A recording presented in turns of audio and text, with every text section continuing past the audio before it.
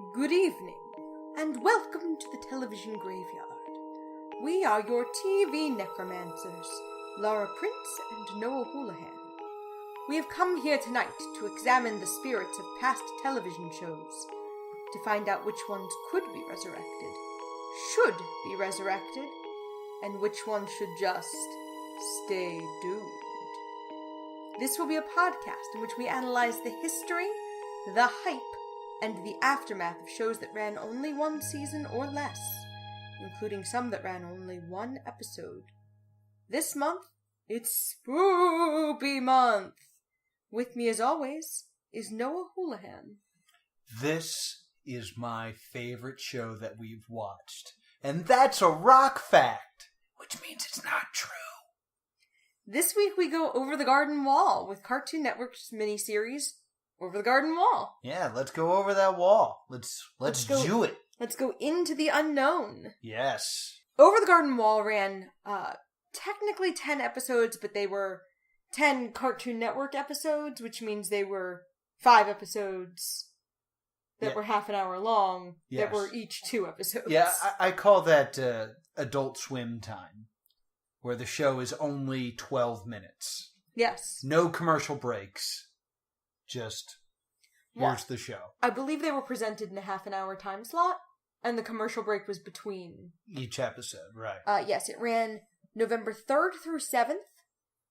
This only ran for 5 days. Right, that's how math works, that makes sense. No, I mean it ran Monday through Friday. Oh. It ran for 5 days. Oh, okay. It started on November 3rd and ended in November 7th. Oh, okay, that's how, TV usually runs in Mexico. Yeah, that's how this show ran. Yeah, is you get a week, and it's just every day, and then it's over. I mean, that's how a lot of kids' cartoons will run. Is it? Think about how many shows on, like, Nickelodeon used to run at 5/4 Central every day. Yeah, I guess that's true, but I feel like those were always the reruns, and then we had to watch Snick to get the new episodes. Yeah, there were usually not that many episodes of, like, Rugrats at first, though. So that's you were true. watching the same 13 episodes. Oh, yeah, on a loop. Yep. I remember when Rocko's Modern Life came out, and I watched that pilot, like, 8 times in a week. Yeah, that's one of those things that comes up where you're just, like, sitting there at work, and you throw out a can, and you go, like, RECYCLE, recycle. Yeah. Alright, but back to Over the Garden Wall. Yeah, that's the episode we're doing. So, you didn't like this one? I have issues with it. Okay. I think they will become clear as we go through it. In short, I didn't like it, and it's entirely my fault. Okay.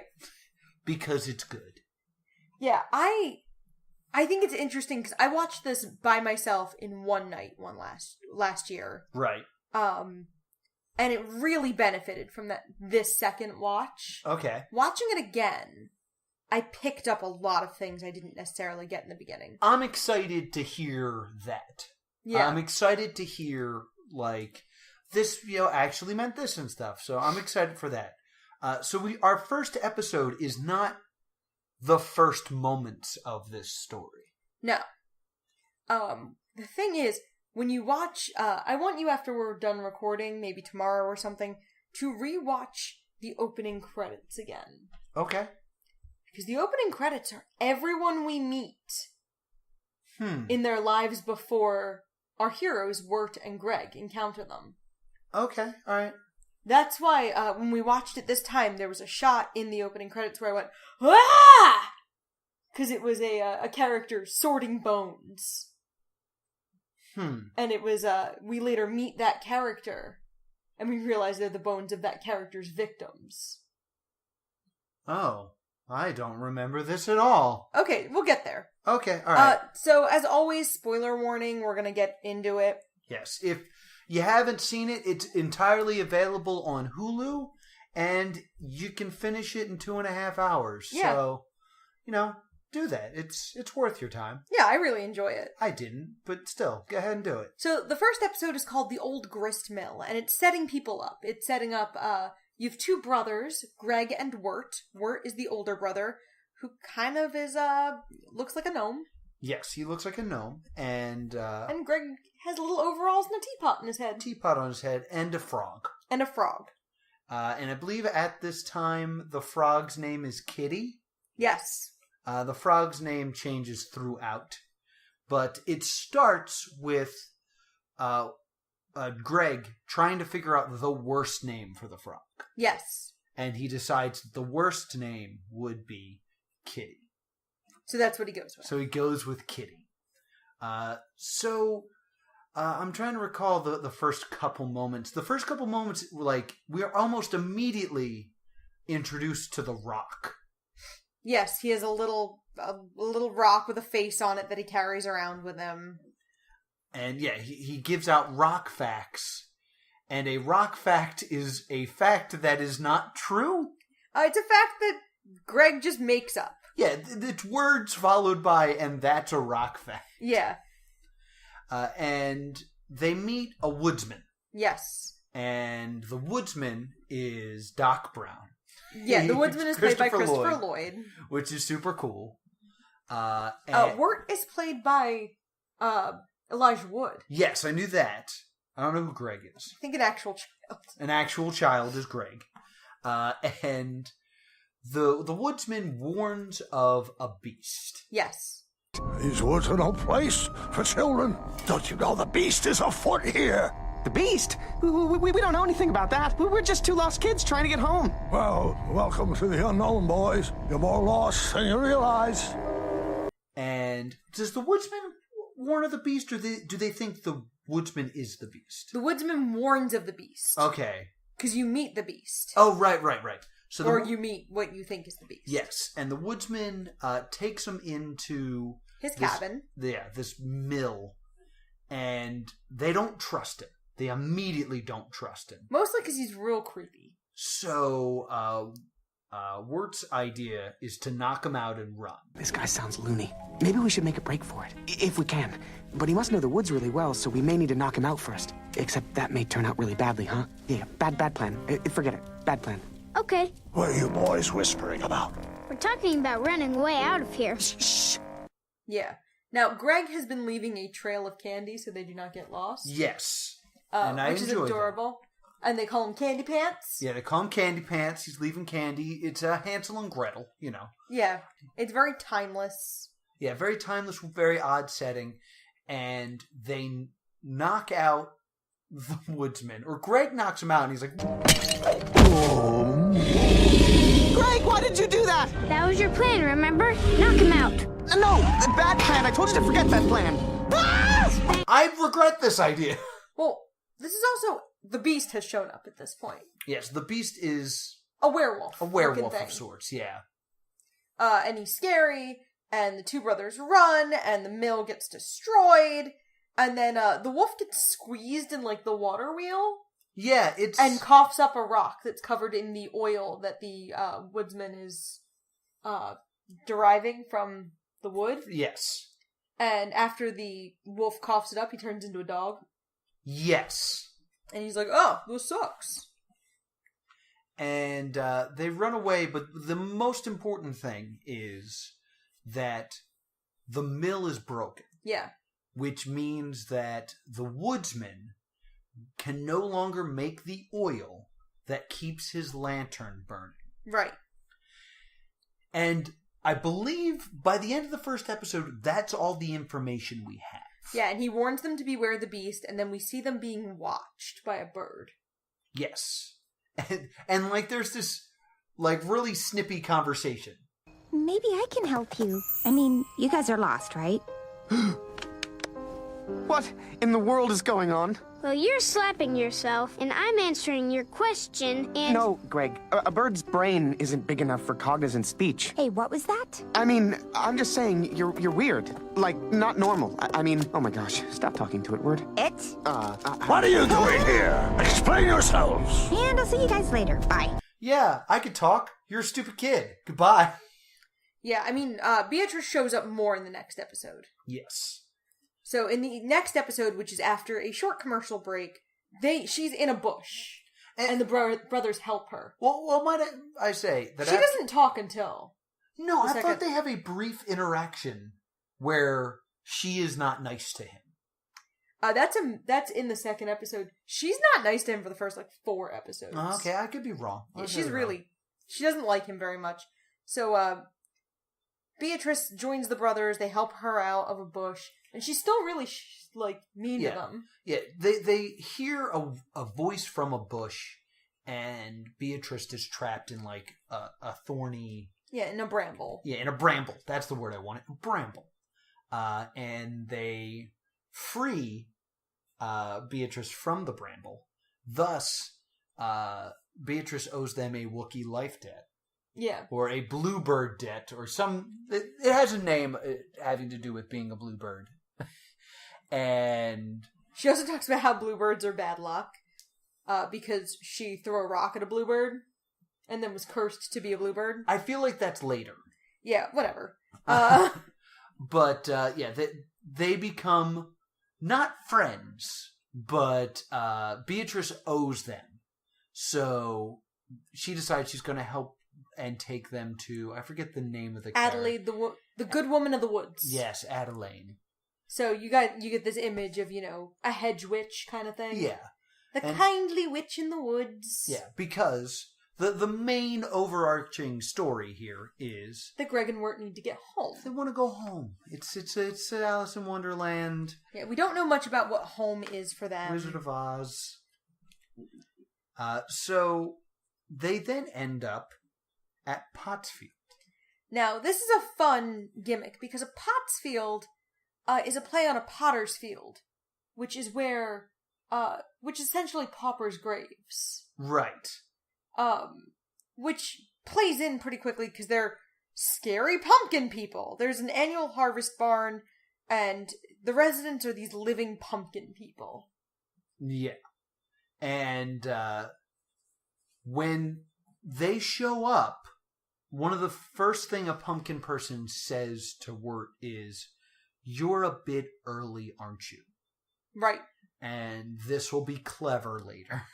Yeah, it's one of those things that, when I watched it the second time, I went, "Oh! Huh." Made the Vegas noise. Yeah, you did. So then they're interrupting some sort of festival. Their harvest festival. But when I say some sort of festival, they don't know what the act is going on here, because they're all around a giant pumpkin who turns out to be sentient. Yeah, they're all sentient pumpkins. Yes, and I forget what their crime was. Being disruptive. Yeah, just being kids. And they are condemned to 2 hours hard labor? Yeah.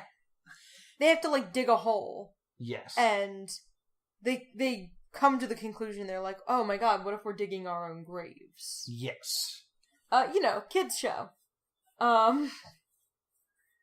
And this is an interesting moment because Beatrice, they're wearing the standard ball and chain. Right. Beatrice picks the locks on both of them. And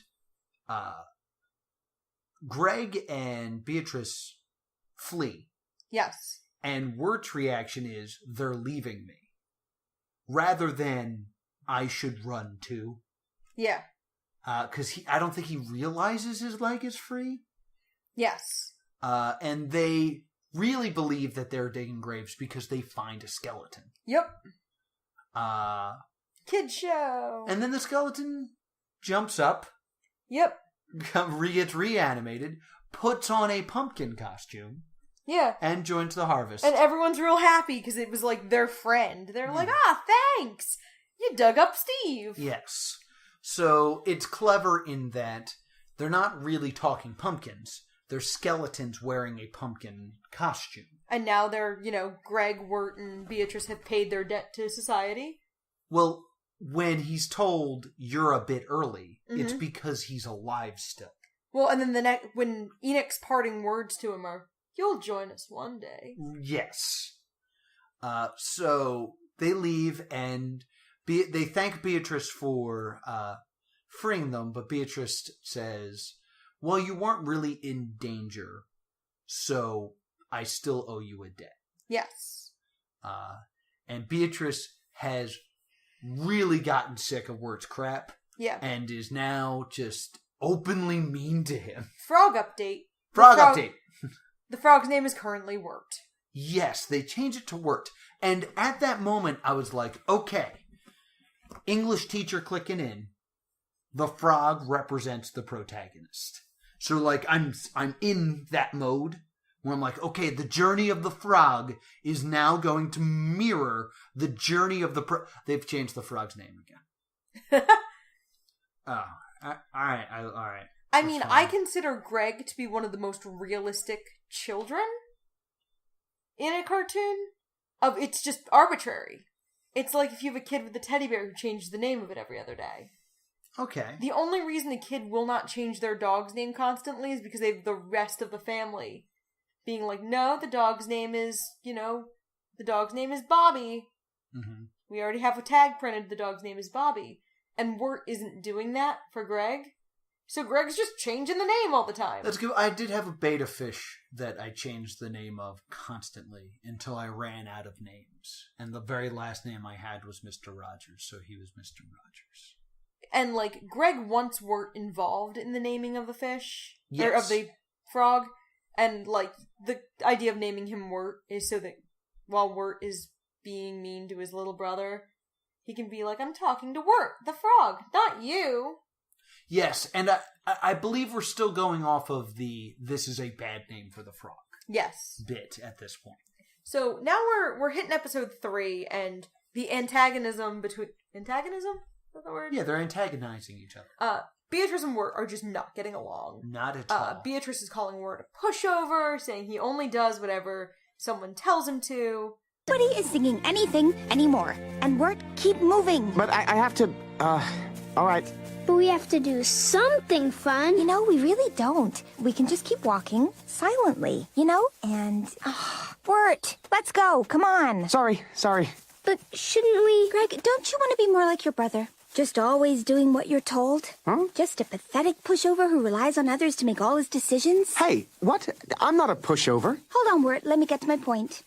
Fine. See, Greg? No willpower whatsoever. You need to be more like that. But that doesn't really sound that fun. The world is a miserable place, Greg. Life isn't fun.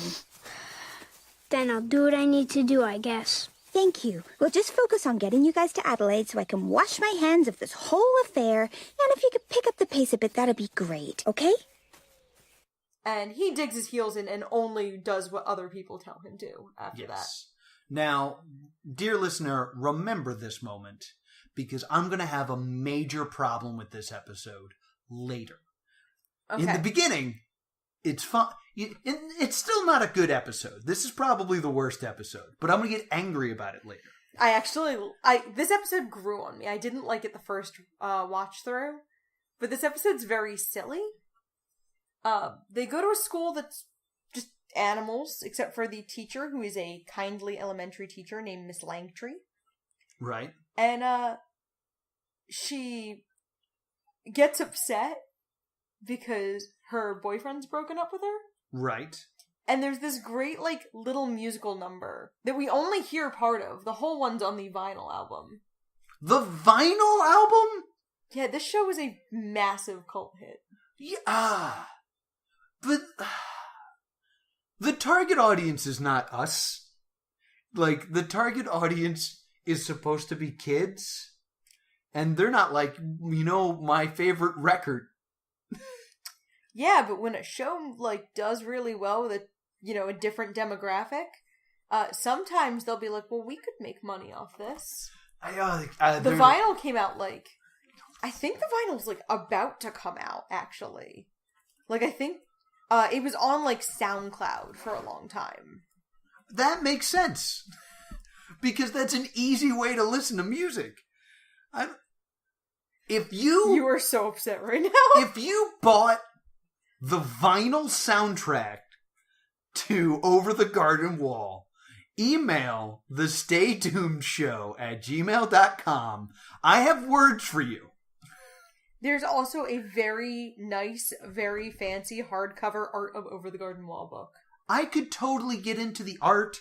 It is a visual medium, that is very interestingly drawn, and a child doesn't need an antique to operate a book.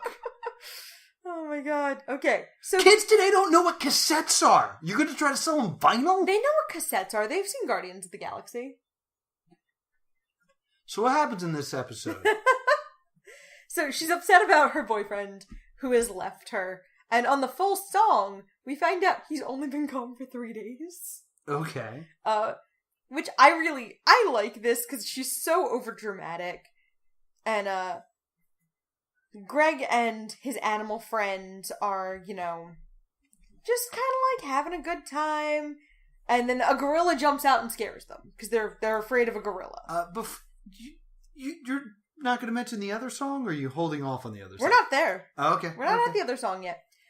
So they, recess is over. Greg comes in with the other animals, and they're served potatoes. But not just potatoes, right? No, they're served potatoes. It is Greg who decides that they should add molasses in a song that Noah hates because I've been singing it for the last 2 weeks. Hey, I know what to do. Here, Miss Langtree, play something like this. Oh, like this? Good enough. Oh, potatoes and molasses. If you want some, oh, just ask us. They're warm and soft like puppies in socks, filled with cream and candy rocks. Oh, potatoes and molasses. They're so much sweeter than algebra class. If your stomach is grumbling and your mouth starts mumbling, there's only one thing to keep your brain from crumbling. Oh, potatoes and molasses. If you can't see 'em, put on your glasses. They're shiny and large, like a fisherman's barge. You know you've eaten enough when you start seeing stars. Oh, potatoes and molasses. It's the only thing left on your task quest. They're short and stout to make everyone shout for potatoes and molasses. For potatoes and... That's enough! Yeah, how about that song? What did you think of that song? It's so cute. Oh, It's God. really cute. Again, this is... I like Greg as a character because he feels very authentic as a child. That's the kind of, like, dumb song a little kid makes up. Yeah. I know. Sure. Okay. Yeah, I mean, you're not wrong. That's the thing. That you're not wrong. Like, that is the type of song that a child would just make up and sing. Right. I am not entertained by it. Nor do I think it added anything to this episode. You kind of have this thing of, you're gonna yell about how there's a vinyl soundtrack because the primary demographic is supposed to be children. And then when there is an episode that is primarily geared toward the entertainment of children, you are mad. I'm not mad. And like I said before, the show is very good. It's just crotchety old Noah did not enjoy it. Yeah, so the school animals start playing instruments and everyone's happy, but then the owner of the school takes away their instruments and he's very mean. Mm-hmm. And then Wirt and Greg find out that he has to sell the instruments to keep the school open because a school for animals is not terribly profitable. No, as it turns out. So Greg's like, we should steal them. And they steal the instruments and give them back to the children and hold a benefit concert. Right. And then the gorilla comes out and everyone's like, bah, gorilla! And then the gorilla trips, falls, and it's a man in a gorilla costume. And it's Miss Langtree's boyfriend. Yeah. Who has joined the circus. Yeah, he's been a silly gorilla. Also, there's a moment in this where they're eating their potatoes and molasses, and Wirt's about to take a bite, and Beatrice says, "No one's told you to eat yet," so he doesn't. Yes. Just to be petty Yeah, to prove this point. He's really petty in this episode. So that's episode 3. Well, there's a nice moment at the end where they're about to leave and Beatrice stops Wirt and says, like, let Greg have his fun, which I think is, like, some nice foreshadowing of, like, letting Greg have a moment. Yeah, that's a good point, actually, yeah. So then we get to the next episode, and the next episode, if you notice, I'm not sure if you notice necessarily, because of, if you're watching it on Hulu or Daily Motion or any of that, the shows kind of follow, you're watching them episodically, you're not really watching them 2 at a time the way they were aired. Right. But they tend to run, one, like, plot-centric episode and then one of the lighter episodes together. Yeah. Like the first episode with the Woodsman and the second episode was with the Potter's Field. Then you have the School Town Follies episode, and then the chapter 4 is Songs of the Dark Lantern. Yes, and it's about to take a Dark Lantern-y turn. This is the Weird Tavern episode? Yes. I always have trouble with this episode. This is where my entire view of this show changes in this episode. Okay. Because this is where I start developing a theory about the show. And this, I will say, this show is meant to be theorized. Yeah. Theorized? Like, you're definitely supposed to think and mull this over and come up with, what do you think this is really about? You know, hidden meanings and stuff like that. Right. It's a very small but important moment. Yes. Is they go to a tavern. Beatrice waits outside and talks to a horse, and the horse doesn't talk back. Beatrice gets sent outside because bluebirds are bad luck in this universe. Oh, right. And everyone in the tavern has a label. Like, this is, the teacher, this is the bartender, this is the adventurer, and things like that. Yeah, it's the archetypes. The highwaymen. They are trying to decide what Wirtz is. Yes. And for the most part, he just kind of doesn't want to play. Right. And then someone says, maybe he's simple. Yeah. And Wirt immediately gets very defensive. That's great, but who are you? I'm Wirt. I'm just a guy, I guess. What do you mean? Well, he's the butcher. I'm the butcher. The baker. Yeah! The midwife. The master and apprentice. The tailor. And I'm the tavern keeper. Who are you? I'm hungry. I don't know. I don't really like labels. I'm just sort of like myself, Maybe he's simple. No, I'm just lost. See? Yeah. No, that's not who I am. They call him a simple-minded fool. That's when I started to get the idea that maybe Greg is mentally challenged. And I know you don't like that theory. And, that Greg is just a child. And he's innocent and he doesn't know better. But the reason that clicked in my mind is throughout this entire show, and we're only on episode 4. Right. Greg, or Wirt loses track of Greg. Right. And whenever anyone asks him where Greg is, his first response is, I wasn't watching him. There's this air of, I don't want to be responsible for this child. And Greg, while, innocent child, he's never, throughout the entire show, frightened. Right. And that to me made me go, I wonder if that is what they're playing on, that Wirt has this, and I believe that this is where they reveal that they're stepbrothers. Half-brothers. They're half-brothers. They're half-brothers, Which, to me, actually, is a better explanation of Wirt's bitterness toward Greg. Mm-hmm. Greg is symbolic of why his parents aren't together. Okay. I never get the read that Greg is simple. or that Greg is mentally challenged.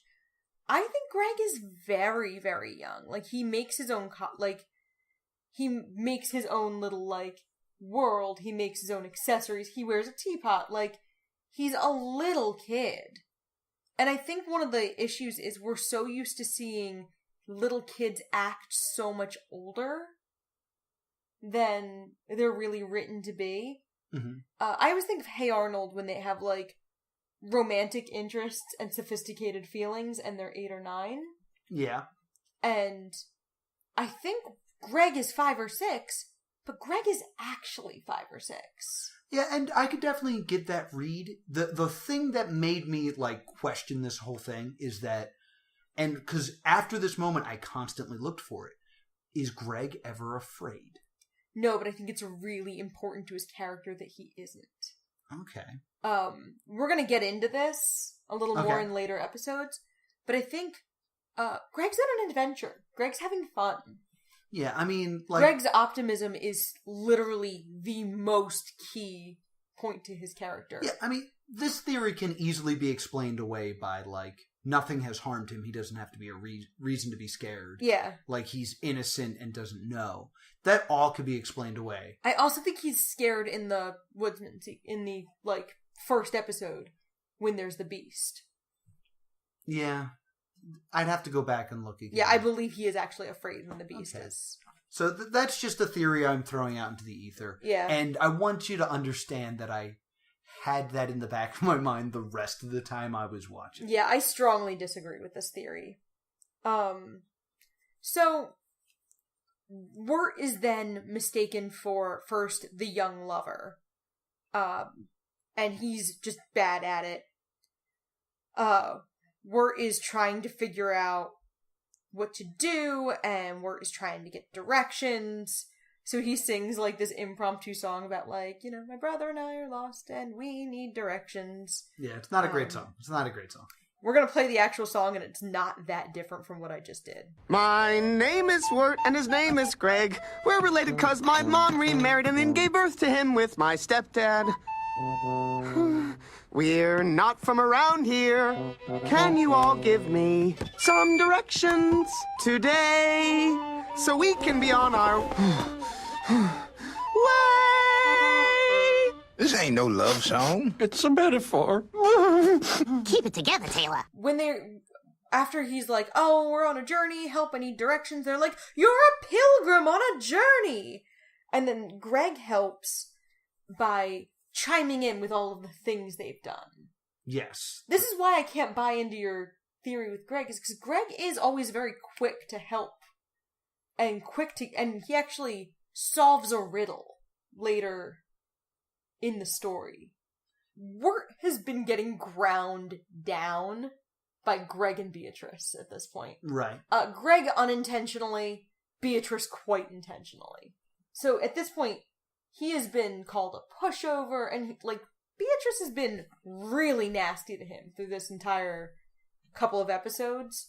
So I think being called a fool is just another thing of Wirt is a pretty young teenager. This is tough for him to constantly just get pushed down and pushed down. We haven't seen Wirt get a real win yet. No, that's true. So I think it's more of it's another indignity for Wirt. So, then they talk about meeting the helpful woodsman, and then they talk about the beast. And then the tavern keeper explains who the beast is. And that, we're finally getting information about the myth arc. We get that the beast is someone who seeks lost children who lose hope in the forest. And he turns them into trees that are ground down into edelwood oil to burn his lantern. Yes. So they all figure out that the woodsman's the beast. Yes. He's got the scary beast lantern. Yes, so basically what we're basically learning here is the trees that the woodsman has been cutting down used to be children. Yes. He then grinds them up in his mill and creates an oil that burns his lantern. Yes. So, they I forget why they have to flee. Don't they have to flee the tavern? They flee because they hear Beatrice scream. Oh. And you see that they see the woodsman, they steal a horse, Greg, the frog, Wirt, Beatrice, Lantern. They find Beatrice laying motionless in a tree. They assume the woodsman did it. And, the woodsman tries to warn Wirt. Wirt kicks over the lantern and spills the oil. The tree bursts into flame and they all run away. Yes. And then Beatrice wakes up, says she flew into the tree after seeing a weird shadow. Weird shadow. It's probably the beast. Right. And she gets mad that Wirt didn't get directions. Immediately jumping on poor Wirt again. And Wirt's like, but I did get directions. And then that's when we find out that the horse talks. Yes. He is the weirdest character to me. Wirt was amazing. He sang a song, rode a horse, and saved you from the axe guy. He's the pilgrim. That's all well and good, but you were supposed to get directions. I did. We just got directions from Fred before you woke up. Who? Oh, Beatrice, meet Fred the horse. Nice to horse your acquaintance. You can talk? We'll get into him more next episode. My favorite character in this show. And then the woodsman, we go back to him. He's, picking everything up, and a shadowy figure appears. And then we finally see for the first time the beast. Yes. Who informs them that it's his daughter's soul in the lantern. Yes, the only way he can keep his daughter's soul alive is to keep the lantern burning, because when it goes out, she'll be lost forever into the darkness. Yes. So that's the woodsman actually does care for these children. Yes. In that Wirt and Greg. He did actually care for them and didn't want harm to come to them. Yes. But he also can never stop cutting down these trees, making this oil, and burning it. It made me think about Desmond from Lost. Yeah, and the beast goes like, "Where are the children going?" And the woodsman goes like, "No, these children aren't for you." Yes. He tries to defend Wirt and Greg. And I believe it might be this episode, it might be later, where the woodsman says he didn't know that's what the trees were. Right. I think it was this last episode. Because he said, if I had known, I wouldn't have done it. And the beast replies, really, you would have let your daughter die. Yeah. So he's in quite the conundrum, the woodsman. So he's trying to fight this weird battle. And it does bring up a lot of very interesting ethical questions of what would you do in this situation to save a loved one? It's kind of like you're using dead bodies as fuel. Yes, it's exactly like you're using... Yeah, you're using dead bodies as fuel. You're not technically responsible for killing them. But if they weren't there, you wouldn't be able to continue to do this. So you kind of need children to die, even if they're not at your hands. Yeah, it's a little Burke and Hare. Yeah, it's a very interesting moral dilemma. All right, so I want to kind of start talking about the episodes a little bit as pairs. Okay. Because this is how they originally aired. The first one of the third pair. Yes. Is another, odd episode. I've kind of noticed that they alternate a little bit. Sometimes the weird episode's first, sometimes it's second. So this one was the episode opens with Wirt, Greg, Beatrice, and the horse at a fancy mansion. Yes, very fancy with mansion. Quincy Endicott, who runs a tea company. And they are passing themselves off as Quincy's nephews. Right. And this is where we establish that Fred's a talking horse for some reason. Yeah. He has a great line in here. Yeah, this is the moment where I fell over laughing. Yeah. Where it turns out Beatrice is planning to rob this rich man. But then they find out, like, they only need 2 pennies.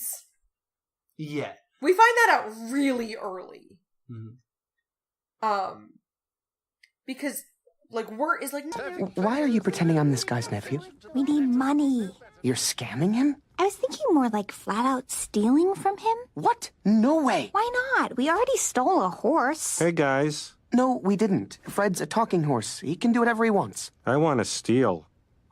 We couldn't do that justice. No. I want to steal. And I want you to picture this very straight, dumb-looking horse saying that line deadpan. Yeah, it's very funny. I really, like, it's one of the few absolutely laugh-out-loud moments. Mm-hmm. So, Endicott's in love with a ghost in the house, and then they realize there's a very odd moment. Oh, this is where Beatrice reveals that she was a human, her family was cursed. You are right, it was later.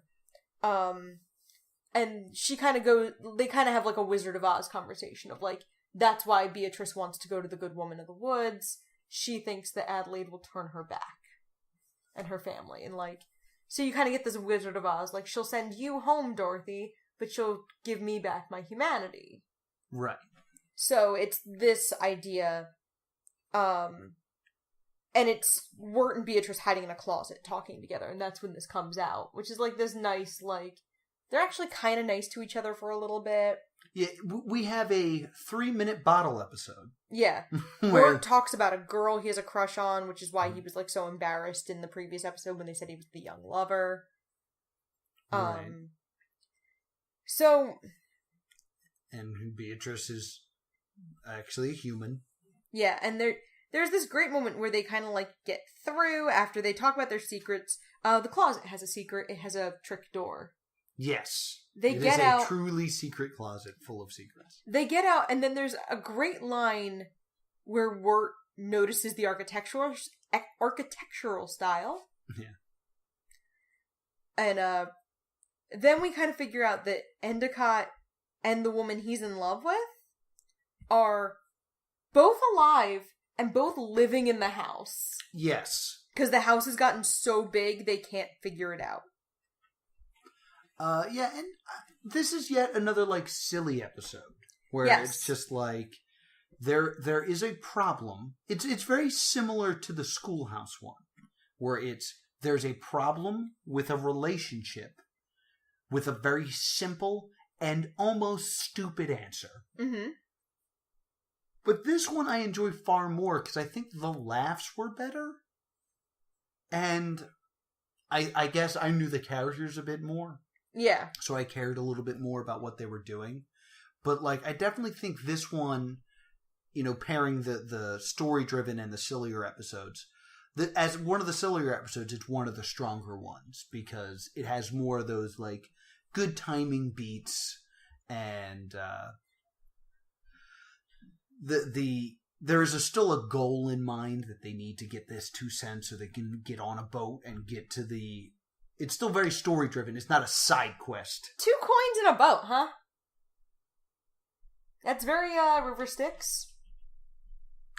Oh. Very good. Yeah, they need to coin. And then another thing is later in another episode, Endicott's grave is seen. So it kind of bears the question of, were he and the lady both actually ghosts? Was the house actually haunted, but they were both ghosts? Wait, really? Yeah, why would I make that up? This is how I can be surprised in an audio medium! Oh, also Fred takes an honest job at the end of the episode. Good for Fred. Yeah, Fred becomes an honest horse at the end. I think because at this point, the show doesn't work with Fred.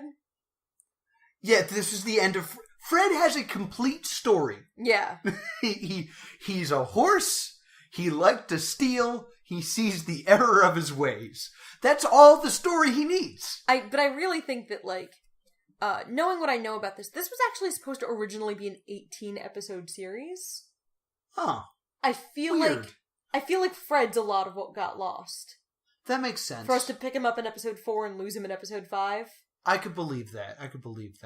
The next one... Before we move on real quick, they are given 2 cents. Yep. As, like, a reward, and they're like, perfect. And then Greg throws it in a fountain. Yep. And then just looks at Wirt and goes, he's right about me. I got no sense. No sense at all.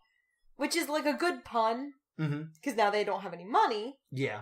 And it's also, like, Greg's a little kid and he's stupid. Yeah. Like... I think it's good that they had, like, an actual little kid do Greg's voice instead of, like, an adult woman. Yeah, they did the Hey Arnold route. Yeah. So, the next one, they're on the ferry. Yes. This is a very interesting episode as well. Yeah, the first half of this episode, they're just taking the frog ferry. And, Beatrice is very upset. Wirt and Greg are getting along great. Yeah, Wirt and Greg are getting along great.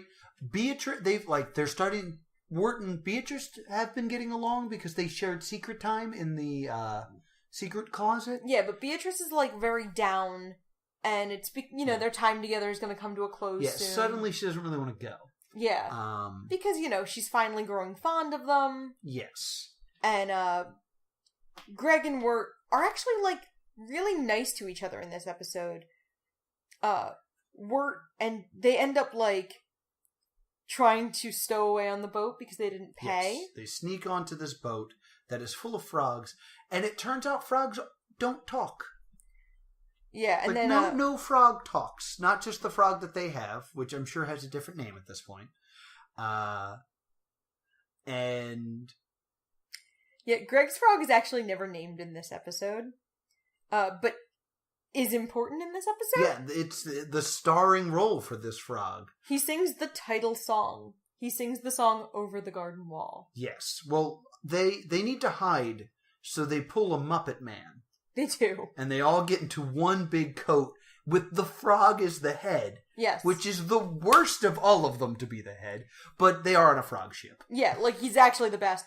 And then they end up acting like they're part of the band. So Wirt plays clarinet, and so he adapts that and plays like the oboe. Is the clarinet or the bassoon? Bassoon, yes. He plays the bassoon. No, he plays the clarinet, but they make him play the bassoon in this. Okay, yeah, because they're similar, but not really. If you were a fan of woodwinds, I'm sure this makes sense. Yeah. But he plays a clarinet. I think of Squidward immediately. Yes. And Greg's frog sings a beautiful song, and everyone on the boat greatly enjoys it. Yeah. And then Beatrice tries to convince Wirt and Greg not to go through with the meeting with Adelaide. Yeah. And then when they say, like, no, we're gonna do it, she tries to get away from them and meet with Adelaide alone. Yeah. And that's when this episode goes from cute, adorable frog ship to, oh god, things have gone wrong. Yeah, hard left turn here. Hard but important left turn. Yes. The exchange turns out to be that Beatrice has offered the boys to Adelaide in exchange for her freedom. Yes.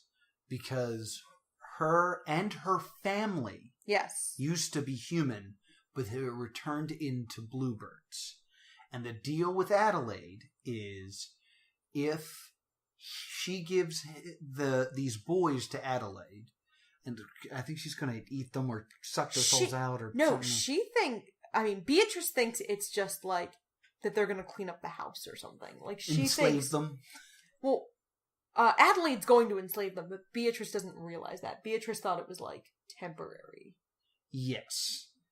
In the exchange is she will be given these special scissors that if she cuts her wings off with them, they'll become human. And it is implied that Adelaide is lying. Yeah. Close the fruit. That fresh air does simply gruesome things to my tender, delicate skin. Adelaide, we need to talk. Did you bring me what I asked for? I found 2 brothers lost in the woods, but I can't give them to you, Adelaide. They need to go home. Nonsense. I'll give them a wonderful home here. That's what you said, but... Can't you see I'm sick and helpless? Achoo! I'm all alone in the world. I want a child servant. Servant? I thought you just wanted some yard work done. Our arrangement was for you to bring me a child servant, and then I give you the scissors to snip, snip, snip your family's wings away to make them human again. What if I became your servant? Puh! I need a big, strong child. You can turn me into a human, can't you? Oh, yes, scissors. Because, like, Beatrice says basically what I just said, and Adelaide responds is, right. You know, Beatrice then ultimately, Wirt and Greg come in, Adelaide ensnares them with the yarn traps in the house, and, Beatrice murders Adelaide. Yes, because fresh air kills her. Yes. This episode encapsulates everything I love about this show and everything I hate about this show. And you could probably get rid of my hate through research if there's stuff I don't know. Yeah.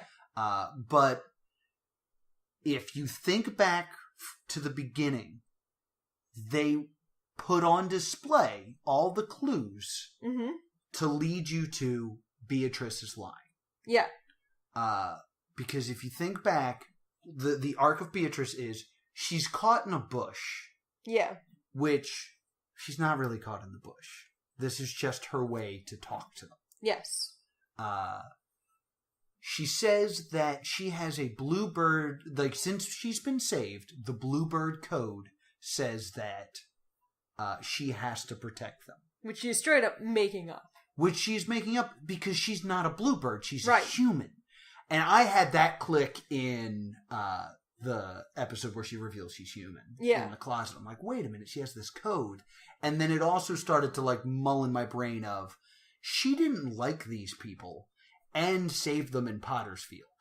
She totally had an excuse to bounce. Yeah. So all of that coming together is a great aha moment. And then her sorrow at the beginning of this episode, the regret, guilt. Yeah, the guilt coming in. Everything I hate about this show is what turned out to be like the big bad all along for Beatrice is literally killed by a gust of wind because reasons. Like, she just says, "Oh, you know, it's cold out there. I don't want the fresh air to come in here."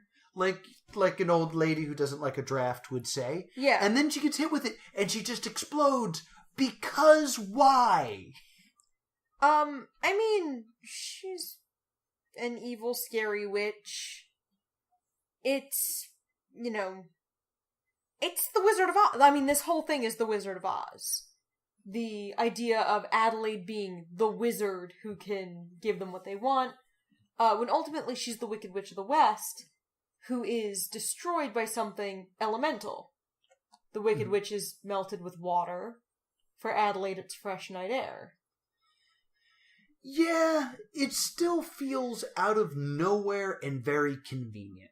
Like, it was like she tripped and fell on a Deus Ex Machina and was never seen again. Well, 11-minute episodes. Alright. That's like the format coming to get you. Yeah. And I think there's also the element of, like, Adelaide's not really herself that important. What's important is that Beatrice betrayed them. Yeah, I mean, I think what really upsets me about this specific moment is, at this point, Beatrice had become my favorite character. Yeah. Because I saw her lairs. Yes. And the horse was gone. So, for her main antagonist to just kind of poof. Like, I mean, I guess it's never really said that she's the one that turned them into bluebirds or anything like that. She's just the one who could turn them back. Yeah, like... Beatrice makes sort of a Faustian deal with her. Yeah. The idea that, like, her entire mission literally went up in a puff of smoke is just kind of... I mean, maybe that's what they were going for? I mean, think about it. Beatrice sacrifices her only chance at coming back to being human to save Greg and Wirt. Yeah. I think the ultimate thing is Adelaide herself is really not that important. Beatrice is important. Yeah, and I mean, I guess I also have the issue of just, like, imagining Beatrice cutting her wings off and it not working, and having that mental image and being real bummed out about it, which shows that I do care about these characters. Yes. But we're going to get into that a lot more as this goes on. So let's talk episode 7, because we're almost an hour in. Yeah, that's why I'm like, all right, let's go. Whenever we do these slightly longer runs and we go through each episode, these episodes gotta go. Yeah, I'll cut that part. Yeah. So, ringing of the bell is the next one. We have a young woman who they find being worked to the bone by her evil aunt. Yes. Auntie Whispers. Wirt and Greg are still stinging over Beatrice's betrayal. Greg actually starts to question Wirt, like, do you have a plan? And Wirt's like, I have a plan, you don't have to come with me if you don't think I have a plan.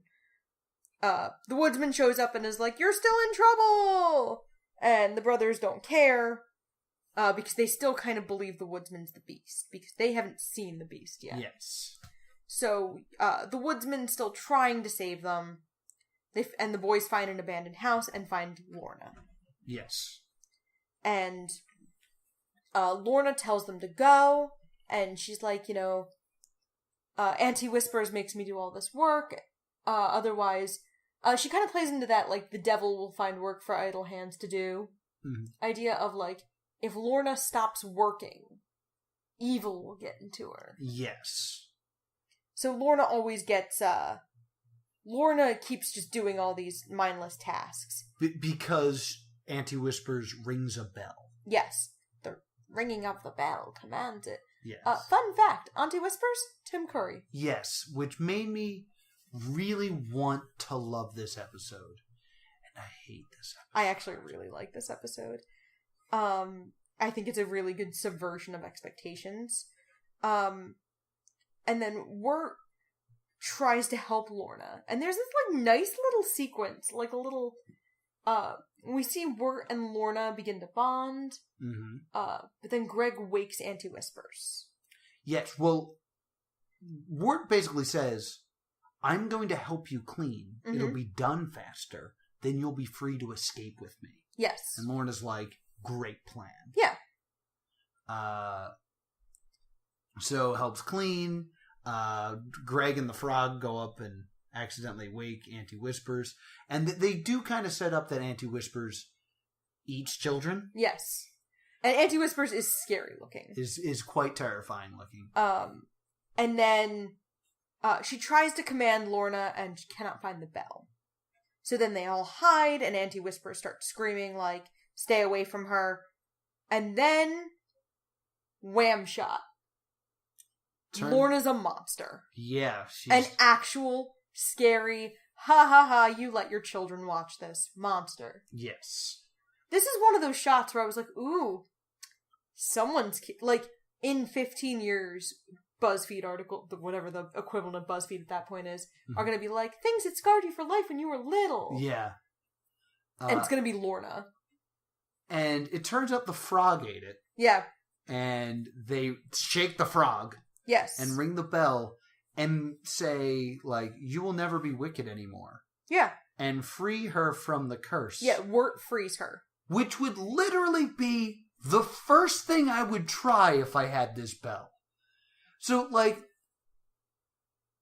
to me, my first thought was, well, why didn't they do that in the beginning? Why didn't she just guess that? Like, I mean, I kind of got the Mother Gothel vibe of, like, Auntie Whispers also did love Lorna in a weird way. And there's a lot of speculation about the movie Tangled, about how much Mother Gothel loved Rapunzel. Right. Versus how much she just loved her hair. And did Auntie Whispers love Lorna and she thought if Lorna were free, Lorna wouldn't stay with her anymore? Okay. And then Lorna ultimately, like, chooses to stay with Auntie Whispers, and the two could, live happily ever after together. And there's a great moment where Wirt and Greg are leaving, and Auntie Whispers goes, "Beware my sister Adelaide! She can't be trusted!" Yeah, which is a good line. And this nice, like, womp womp. Just blow on her, though. I think the issue I have is that issue of why didn't they just do that from the beginning could have been wiped away with a line. Auntie Whispers could have just said, "I never thought of that." Or said what you said of, "I was always afraid you'd leave." I mean, Auntie Whispers does say that. She does say, "I was afraid you would leave me." Like, oh, does she say that? Well, no, she pretty much says, like, Maybe well, I was now too that grumpy. you're free, you're gonna leave me. Okay. I guess. So you kind of get the impression that, like... I might have been grumpy. Yeah. And not. And just crossed my arms and been like, this is dumb at this point. Yeah. I just thought it was a very obvious solution to me. That I was just like, man. And it made me not understand, what's her name, Lorna. Lorna's character. Because if Lorna knows that she's a monster, then expelling that demon from her doesn't make her a good person. She knew full well that when she ran away with Wirt, she was going to kill him. I don't think we necessarily... I don't necessarily know how much Lorna knows, or if she goes into, like, a dissociative. Okay. All right. We gotta move on. I'll save it for my rant at the end. Yeah. I hate that you don't like this show. The next episode is important, but weird. We're gonna kind of, like, go through it real quick. Okay. I'll be quiet. Yeah, because you kind of go on your rant. Wirt loses hope, and they fall asleep under a tree, and Greg goes through a dream sequence. And this is where you see the brothers diverge ultimately, of Wirt losing hope and falling asleep, and Greg kind of has like a dream, like a Candyland dream, and he meets the Queen of the North Wind, and she's all nice, and she's like, "I'm gonna send you home." He defeats this evil North Wind, and the Queen grants him a wish, very Glinda the Good Witch, because this is still Wizard of Oz, except that he asks to go home, and she's like, of course, yeah, you can go home. But just you. And Greg chooses to stay. Yeah. This is a dream sequence within this already fantasy world, and all the characters I liked were not there. So I was just kind of like, It was almost just like flashing colors to me. Where I'm like, okay, stuff's happening, whatever. But you do see like the tree start to grow around Wirt. And basically in the end, it's not so much that Greg chooses to stay. He takes Greg's place. Because he... or Greg takes Wirt's place, excuse me. And Greg says goodbye and asks Wirt to take care of the frog. And... who I think at this point might be like Franklin Delano Roosevelt. Yes, I believe that's what it was. When Wirt wakes up and like fully realizes that Greg is gone, he runs after him, and he's reunited with Beatrice at the end. And Wirt loses consciousness. And that's the end. And then we're at essentially the last pair of episodes. Yes. We go completely off the rails with episode 9, where it turns out it's the prequel episode. Yes. And we see Wirt getting ready for Halloween.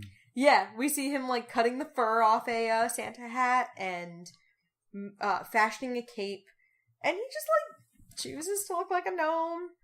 Greg turns out to be dressed as an elephant. That's what the teapot is his snout.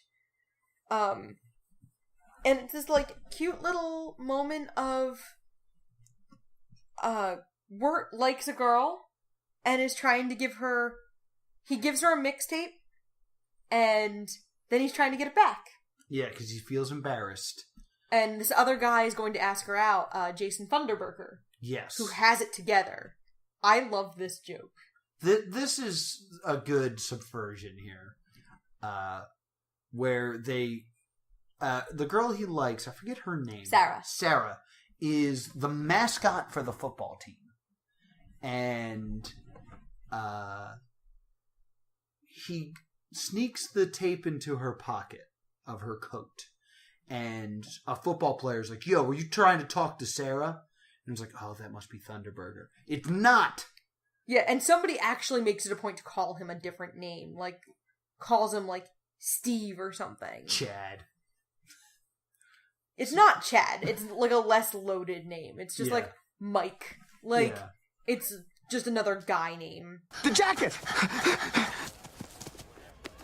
Hey, are you trying to spy on Sarah?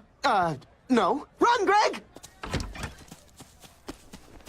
Hey, Sarah, be careful, huh? There's some real creeps out there tonight. Thanks, Jimmy. And we also established that the other really important things we need to establish in this episode are how Greg gets the candy that he leaves as the trail in episode 1. Because he was trick-or-treating. And he did housework for an old woman. Oh, right. And she gave him candy, and where it's like, it's Halloween. People just give you candy. Yeah, people just give you candy, and then he steals a rock. He has swiped the rock with the face. That's the rock fact rock. We also established that someone is an egg. I'm an egg. Yeah, everybody knows you're an egg, Rondi. Shut it, Kathleen. Whatever. Yes. That's important. It's not, but it's fun.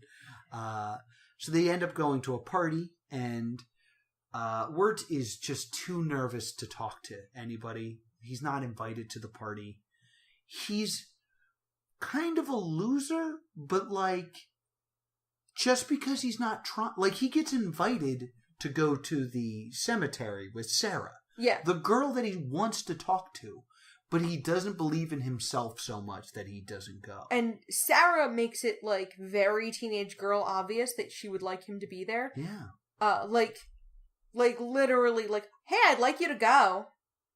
And sure hope I see you. Like, very not. Yeah, and just Wirt is just so lacking in confidence that he can't deal with it. So Wirt and Greg go to the graveyard. They decide to try to go there. Greg is cute and, like, creates a diversion. He's like, I'm a headless elephant. Woo! He's carrying the tea kettle and it's cute. A cop car shows up and breaks up the party. Yes. And but doesn't mean to. Yeah, but they climb up the wall surrounding the graveyard, and, like, while they're standing on the wall, Sarah pulls the tape out of her pocket. Yes. And he's so embarrassed. Yeah, and then, like, Wirt and Greg flee over the garden wall. Yes. And they're standing on railroad tracks. And Greg was frog hunting. Yeah. Found the frog that's ultimately the frog for the rest of the series. And a train approaches. Mm-hmm. They're standing on railroad tracks. Wirt shoves Greg off the train tracks and hurtles after him. And they fall into a lake and black out. Wirt wakes up in a tree with Beatrice's family. Now, here's my part 1 rant. In this episode, we see how, like, unconfident Wirt is. Yes. It's a big deal that he spent the time making this mixtape for her, which is him playing the bassoon. Clarinet, sorry. And giving it to a girl he likes. And this is a big moment for him. The whole time, Greg is just kind of like, why don't you do this? Why don't you just give it to her? Why don't you just go talk to her? Why don't you do this? And he does say at one point, he kind of freaks out and he says, why are you always trying to make me do things? You and my stepdad are constantly trying to get me to do things I don't want to do. Also, Sarah is constantly asking Wirt to do a thing that he does want to do, to hang out with him. I thought he was a pushover. I thought there's a whole episode in episode 3 where he just does what he's told. What happened? I mean, you have a sister. You've never hit a breaking point and yelled at your sister and said things that weren't necessarily what you meant in the moment? I mean, yeah, but, like, this whole episode is Wirt doing the opposite of what he's told. repeatedly, referencing that other people have said to do something and him refusing.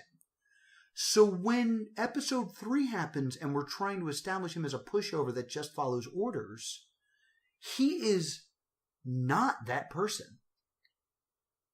And I don't know if I was supposed to like get that episode 3 was him acting out of character, where he was just like, oh yeah, I'll just do everything everyone says. But like,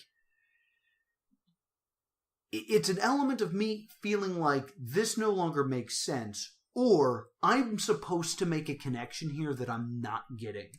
You got that Wirt was a pushover out of episode 3. Not that Wirt is stubborn. Wirt is incredibly stubborn throughout the series.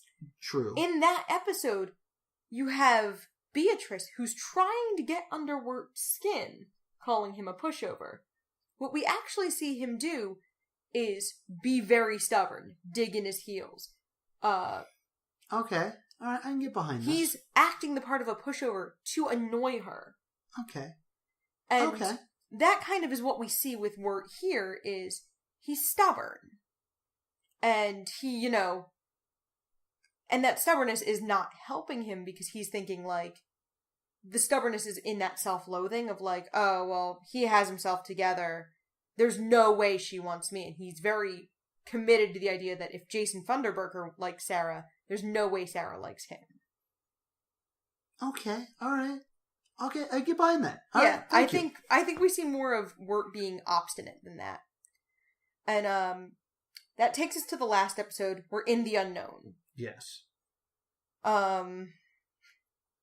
So, we finally, Gregory's with the Beast, and we kind of start with Beatrice, who's trying to find Greg.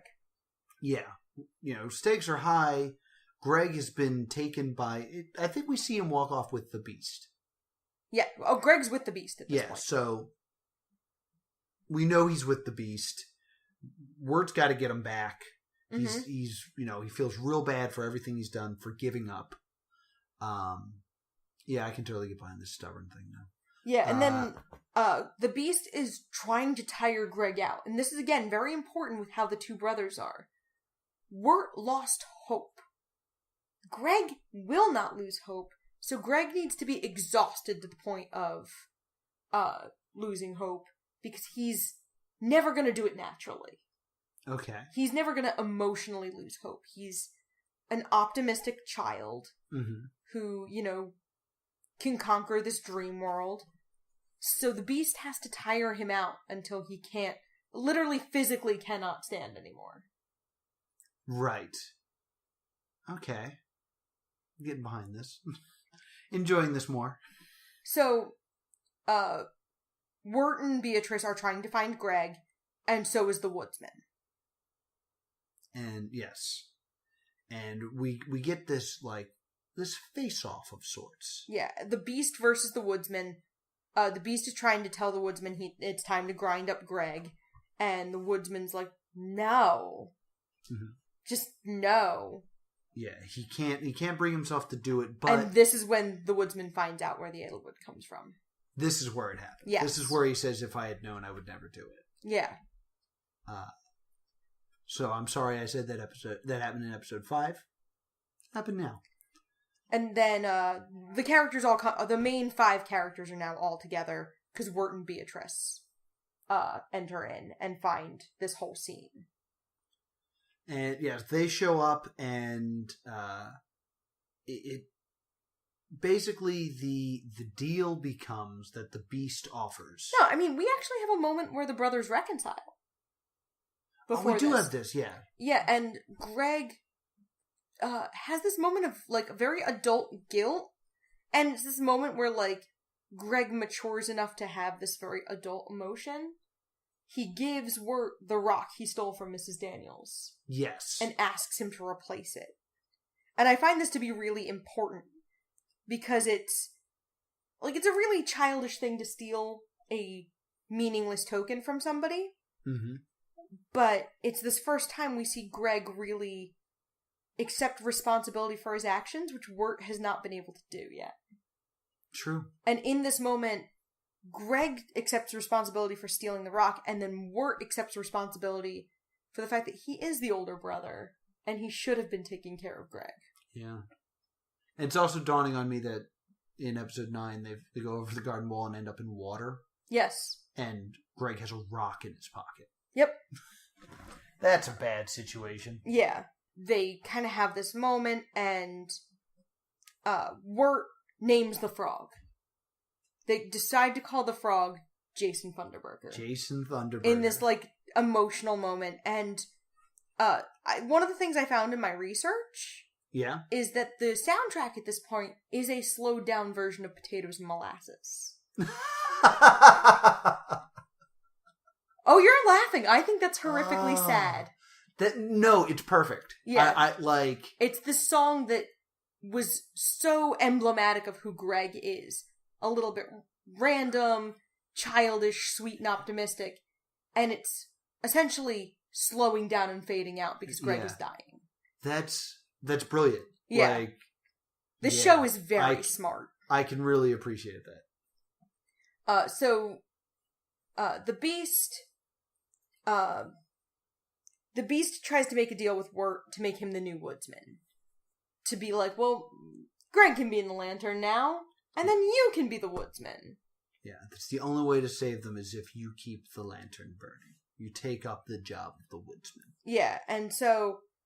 I just realized that the woodsman is just yet another title from the Tavern episode. Yeah, it's another archetype. And then we have this great moment of, the Beast gives Wirt this sadistic choice of, either Greg dies right now, or you become the woodsman. And there's a beat, and you think Wirt's gonna, make a sacrifice, and then Wirt goes, verbatim, Well then, perhaps we better make a deal. Deal? Oh. I can put his spirit in the lantern. As long as the flame stays lit, he will live on inside. Take on the task of lantern bearer, or watch your brother perish.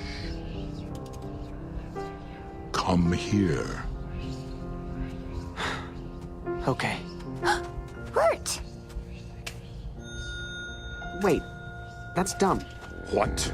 Yeah, literally says this is dumb, and deduces that the Beast is way too invested in this lantern. Yeah, it's almost as if your soul is in this lantern. And, the Beast becomes very angry because he's been discovered. Yeah, and then, Wirt starts to taunt the Beast with the lantern. Mm-hmm. And the woodsman realizes his daughter's soul was never in the lantern. Yes. And we get a shot of the Beast for the first time not in shadow. Again, ha ha ha ha ha, kids watch the show. It is show. Absolutely terrifying. It's really bad. It's really well done to have this moment of payoff. Just because one of the big problems with movie monsters is once you see it, it's never as scary as your imagination. Yeah. But you only see it for a moment. It's as scary as you want it to be. And because it's so quick, what I remember the Beast looking like is probably not what the Beast looks like. Yeah, it's so quick that the main detail you get is that there's other faces on his body. Oh, okay. Yeah, that's the only thing you really get real quick. More than, anything else. And it's, it's just agony. All over him. And, The third spirit in, Scrooged. Yeah, essentially. And ultimately, it is the woodsman who kills the Beast. Yes. The woodsman is the one who blows out the lantern. Mm-hmm. Which I think is nice because that resolves his arc. Yes, and Wirt actually does say, I can't do it. Yeah. This is your burden. This is not my problem. Yeah. And then Wirt reveals to Beatrice that he pocketed the scissors from Adelaide. Right. Which is this nice moment of even though Beatrice betrayed him, he took the thing that could have saved her in case they met again. Right. And then Wirt returns to consciousness in the pond and grabs Greg and his stupid frog, and they pull them out, and Sarah and Jason Funderburker find them and, like, call the paramedics. Yeah. Like, they go to the hospital. We're very much in the real world. Mm-hmm.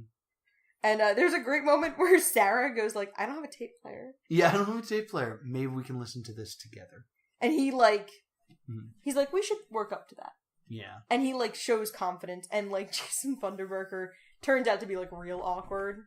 There's, like, a clip here where Greg talks about Jason Funderburker, and he thinks it's about him. Yeah, but it's about the frog.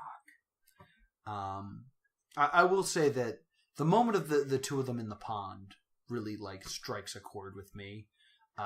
If you've ever played the game Brothers, I recommend this video game. There's a moment where a brother saves the other brother from drowning, and it's that there's something very suspenseful and kind of, like, beautiful of, like, the barrier of water separating two brothers and, like, trying to reach each other. So they capture that moment very well. And they go and they wake up in the hospital. And then this moment happens. The frog, who is the narrator, says, And so the story is complete, and everyone is satisfied with the ending, and so on and so forth. And yet, over the garden wall, we then get a look at all the characters we have met. Yes. Throughout our journey here.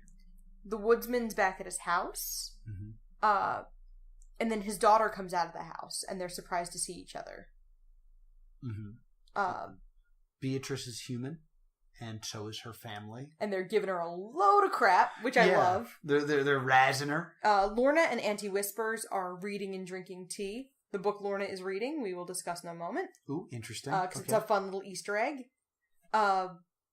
Wirt, Beatrice, Greg, and the frog are included in, like, the figurines of the archetypes in the tavern.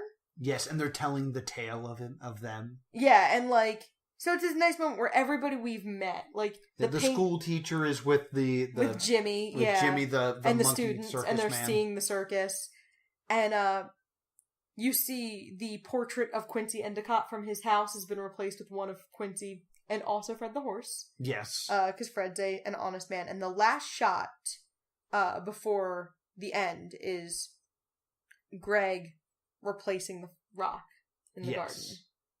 Which is a nice, like, shot and, like, a little upsetting that... Because I feel like it's such a great, important way to end this show that Netflix is like, yo, you should watch Key and Peele. Yeah. It's like, no, come on. I'm invested in this. But it should be noted that the frog is singing a song about how these are the most beautiful lies. I don't believe any of those things at the end. Now, I know that, because we did the whole fan theory thing, and we looked at that there is an argument to be made that everything that happens over the garden wall in the unknown was actually experienced by both of them. Yes. Because my first thought was, this was just Wirt, and Greg did not experience any of this. Except that Greg does call the frog Jason Funderburker. Yes. So they kind of share this, like, memory from the unknown. So it does imply that the unknown, even if it's inside their heads, it did happen to both of them. So they share this memory. But I think there's just so much evidence that with the frog saying its beautiful lies, with Adelaide implying that the scissors do not work, I had one more, like, example that I don't believe that that's actually how it's supposed to, that is what happened to these characters. I believe that this is the frog, or the narrator, more importantly, lying to us so we can feel better about these characters that we will not see again. Now, it's one of those things, I feel like this is almost too intentionally open for interpretation, because there's a big piece of counter evidence. Okay. At the very end of the hospital scene, Greg shakes the frog, and you hear the ringing of a bell. The bell, the frog swallowed in the Lorna episode, and the frog glows. Yeah, I'm not arguing that none of this happened. I'm saying that the epilogue is a lie. So the part in the unknown. I'm saying that there's enough evidence that Wirt and Greg actually went to the unknown and had that experience. I believe that everything that we see in the unknown with Greg and Wirt involved happened. I think the epilogue the frog tells us at the end is a lie. So, the one problem with that, it's depending on, do you want to find other stuff canon? There's comics. Okay. About how the woodsman's daughter gets lost, and, like, there's a whole comic series. I intentionally didn't read it, because based on what I read about it, I was like, there's too much here. Yeah. And there's also too many of them, and I didn't know when we were going to record this, so I did not order them. Mm-hmm. I also watched the pilot, which is called The Tome of the Unknown. Okay. Which was based on the original concept for the series. The original concept was more Adventure Time-y, because Patrick McHale, who created the show, worked on Adventure Time. Okay. And Adventure Time, as you may know, Adventure Time did quite well for Cartoon Network, so they were kind of for a while looking for the next Adventure Time. So it was much more thematically darker and adventure-based, and it was the two brothers filling the Tome of the Unknown with stories. Okay.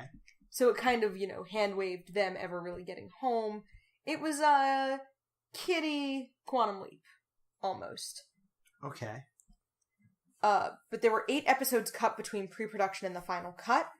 There's tons of supplementary material for this. Like, Miss Langtry's song was released in its entirety. And there was a time on SoundCloud where you could listen to the mixtape for Sarah.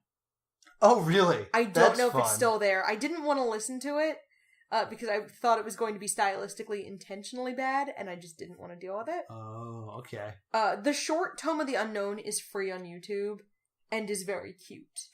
Okay. It's very similar, but Natasha Leggero plays Beatrice. Which is a really good casting, but I understand why she'd be too busy. Yeah, she's real mean to Wirt in that one, and it's very funny. One of the things I found in my research is amazing. The show's very smart. The main character is guided through... Dante is led through limbo by a blue-aura'd guide named Beatrice. In Dante's Inferno? Mm-hmm. Interesting. So it's almost like... And, there's 9 episodes where they're in the unknown. Okay, alright. Okay, alright. So the layers... Okay, I got you. I'm with you. So this idea that it's limbo, they haven't, the original concept was the train was supposed to be more important. Right. They were supposed to be on the train, and then Wirt and Greg deduced that the train is leading them to death and escape. Okay. And the Beast was less of an antagonist and was more just trying to do his job and get them back on the train. And then they realized the train was actually bringing them back to life. So then they have to get back on the train. Huh. Interesting. Yeah, it's really fascinating. And the reason that the seasons change so much in Limbo as, the boys get closer to death. Yeah, the train idea is very interesting, because if Looney Tunes How I Spent My Summer Vacation is to be taken as factual, bullet trains are to heck and stairways are to heaven. Yeah, I mean... So trains are usually connected to going to hell. So to have it be the other way around is interesting. And, the last episode's taking place during the snowstorm. That's very much the winter equals death symbolism. Yeah. That carries through a lot of literature. They were originally supposed to be gone for a long time in the real world. They were supposed to be missing for a long time? Yeah, they were actually supposed to come back at Christmas. Ooh, that's very interesting. I think they couldn't figure out how to logistically make that work because, like, that's a really dark story when you think about it. Like, two boys missing for 2 months. Yeah, missing Thanksgiving. Like, if you have that grounding in the real world, I think that pushes the show into being a little too sinister. Yeah, that's a bit much. That's really weird. I'm glad they didn't do that. Yeah, the style of the series was very much intended to evoke folk art. Okay. That's why the music has, like, a lot of old-time, like, ragtime feel to it. Music is solid. Yeah, the music, I love the music in this. It's a little odd. The show was lauded. A lot of people called it, like, funny and creepy. It got weird, it got cute. It was very much considered emblematic of the mid-2010s, golden age of TV animation. Yeah. The Adventure Time, early Steven Universe years. This, like, you know, mid-2010s that we're still kind of, like, coming down from, I think, like, as, you know, some of these shows start to end. Interesting. For me, Stay Doomed seems to be a little bit of an odd question for this one. My big question isn't so much should this stay doomed as should this have been a film? Yeah, I remember you saying that, and as a film it's long. It would be like over 2 hours, which is long for a cartoon. Would it though? If you cut the title cards and the credits from every episode. Yeah. Because it's 10, 12-minute episodes. That's 120 minutes. Yeah, and then you cut some things out. You probably cut about a minute per episode with credits, title screen, opening. Yeah. So that immediately takes it down to being less than 2-hour film.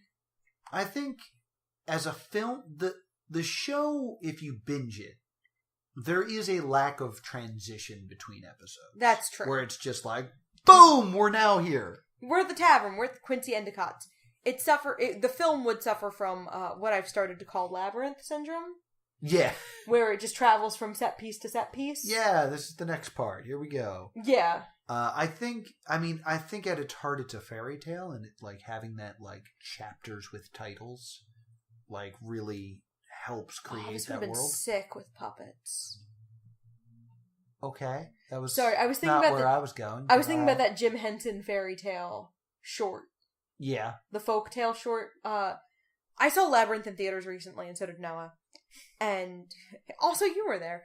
And they ran a Jim Henson short about a Russian folktale about a man who outsmarts death. Very proto Deathly Hallows, and it was done with puppets. And I was just thinking, I'm like, the Beast would have been a really sick puppet. It would be. I agree. So, I think as far as staying doomed, I don't know that you could do more of this, but I think they did. The comics are so much like... Yeah, and I think that's the way to go about it. Like, my vote is this should stay doomed.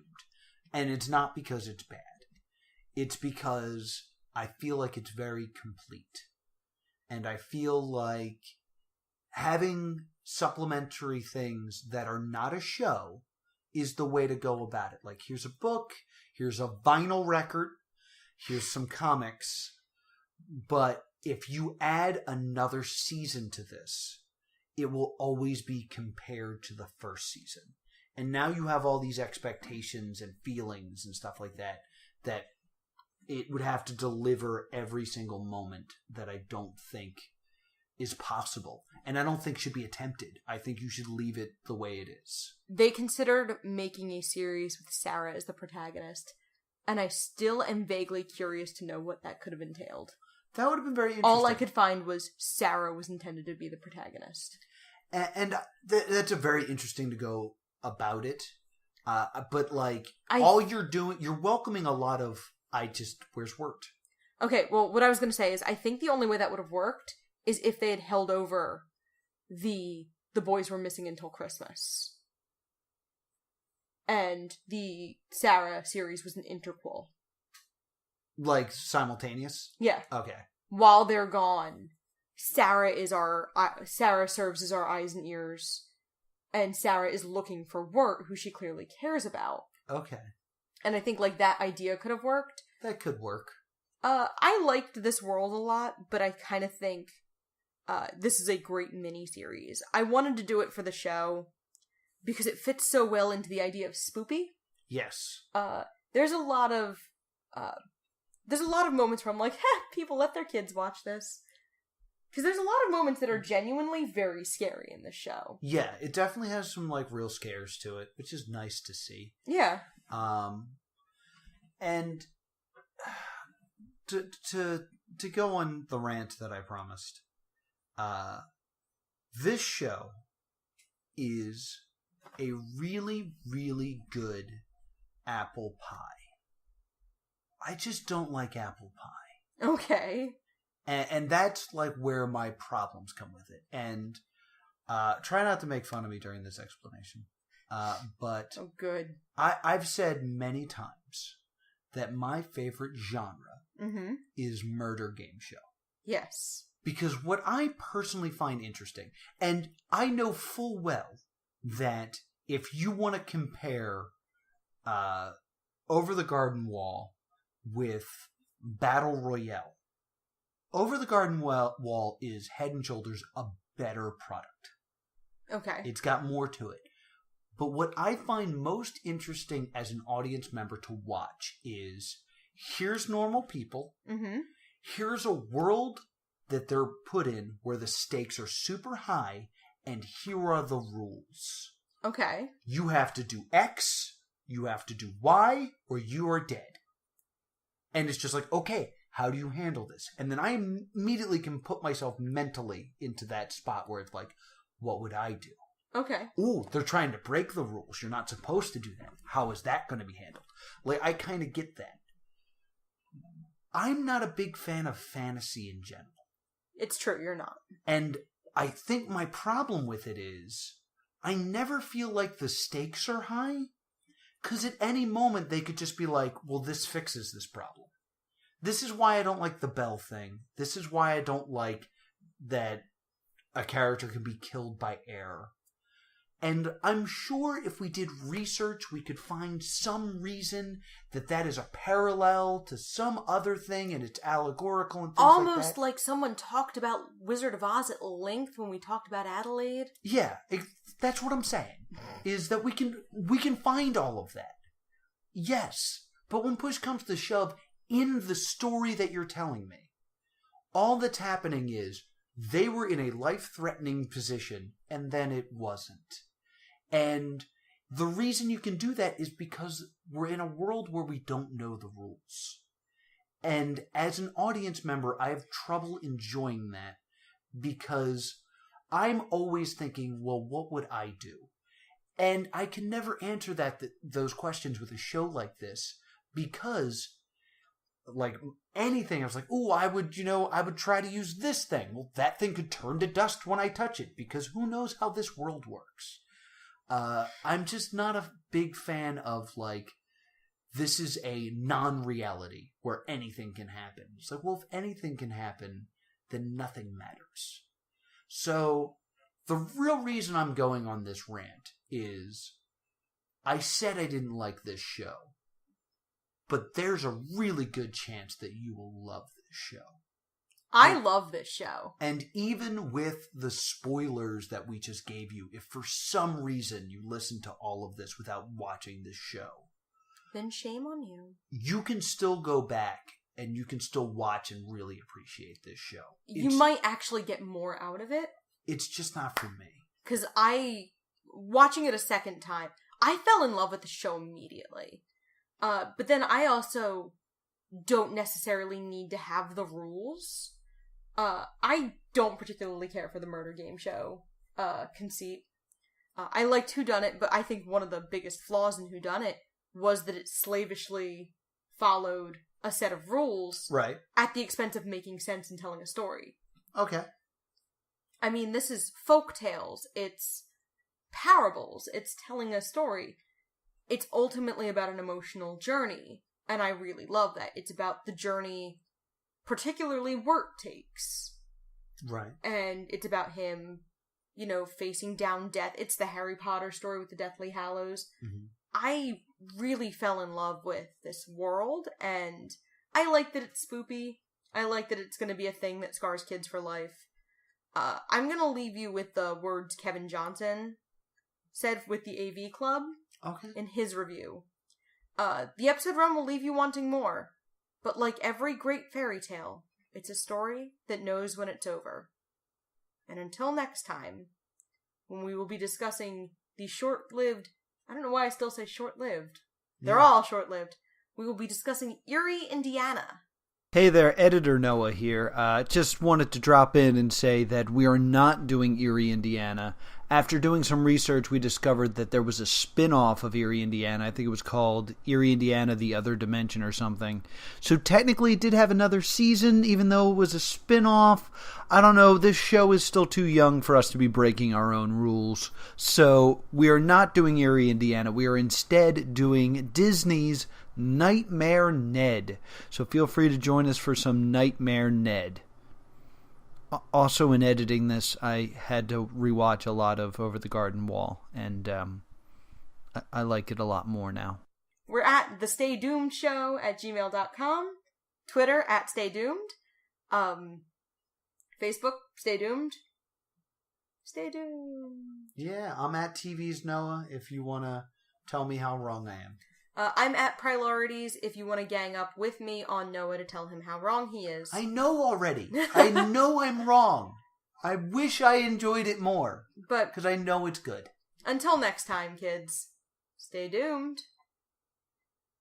Potatoes and molasses.